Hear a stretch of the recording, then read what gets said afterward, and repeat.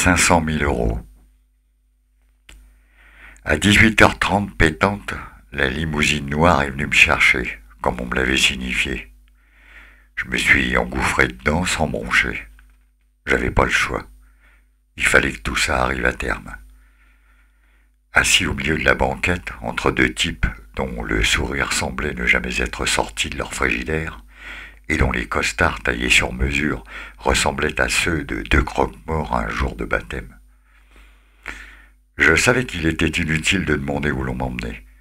Ces deux malabards ne m'auraient pas répondu. Pas plus que ce blague d'ailleurs, dont la carrure de molosse qui tenait le volant de la caisse aussi fermement qu'une matraque de flic. Je regardais défiler le paysage, en repensant bêtement à mon lave-linge, qui avait dû s'arrêter de tourner et que je n'avais pas vidé. J'essayais de me changer les idées. Les prochaines heures allaient être pénibles, à n'en pas douter. Puis la limousine a passé un grand portail à interphone et s'est faufilée dans un grand parc rempli de cyprès. 3 Doberman ont fait l'accueil, en me reniflant le cul et en montrant les crocs jusqu'à la porte d'entrée de l'hôtel particulier. Autant dire que j'emmenais pas large. Le moindre geste déplacé m'aurait certainement coûté une paire de testicules, et, pour être franc, j'avais pas l'intention de m'en séparer tout de suite. Les 2 fossoyeurs m'ont laissé rentrer tout seul, en se postant à l'extérieur, devant la porte, et un mec en veste blanche a ensuite pris le relais pour m'indiquer la pièce où je devais me rendre. Une grande bibliothèque, en bois d'être. Des centaines de bouquins, pour la plupart reliés en cuir.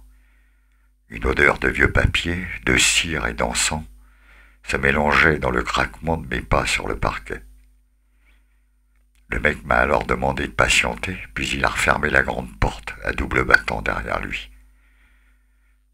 Je me suis approché de la fenêtre. J'ai vu un des 2 gugus qui m'avaient accompagné en train de balancer un bout de bois au fauve qui se précipitaient comme des connards pour le lui ramener. J'étais pas bien tranquille, il faut bien l'avouer. Évidemment, je savais pourquoi j'étais là. Je venais de sortir un papier sur les affaires douteuses d'Angelo Carlotti et sur la façon plus que discutable dont il s'était enrichi.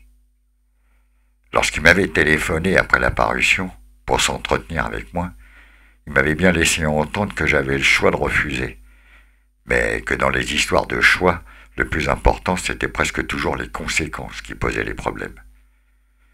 Je savais que le mec était aussi un proche du Quai d'Orsay. Des gens qui n'ont pas comme passe-temps favori la déconnade. Environ 10 minutes plus tard, Angelo Carlotti est entré dans la bibliothèque. Il portait une veste d'intérieur de velours, couleur prune, et un foulard en soie blanche, noué autour du cou. Il avait l'air plutôt décontracté, ce qui me rendait encore un peu plus nerveux. Je m'étais toujours méfié des gens à l'apparence tranquille, mais qui bouillaient de l'intérieur, genre cocotte minute en surpression, qui peut vous exploser à la gueule en moins de 2. Et puis il m'a dit tout de suite, « Monsieur Douglas, je n'aime pas votre article. » « Oui, je comprends, monsieur Carlotti, que je lui dis. Néanmoins, qu'il poursuit, vous avez beaucoup de talent. J'aime bien votre plume. Et vous voyez que je sais de quoi je parle, » qui me dit en balayant l'air avec son index en direction des ouvrages plantés dans la pièce. Je n'aime pas contrarier les talentueux. Je vous remercie du compliment que je lui fais en entendant la suite. Il s'est allumé alors un gros cigare et m'a demandé de prendre place dans un des 2 gros fauteuils en cuir vert de style anglais. Il s'est assis sur l'autre. « Monsieur Douglas, qui m'a redit, en tirant une grosse bouffée de son Havane, ce que vous écrivez dans votre article n'est pas exact, et de plus, c'est très mauvais pour les affaires, comme vous pouvez vous en douter. Et je suis avant tout un homme d'affaires, qui me dit. Alors voilà ce que nous allons faire.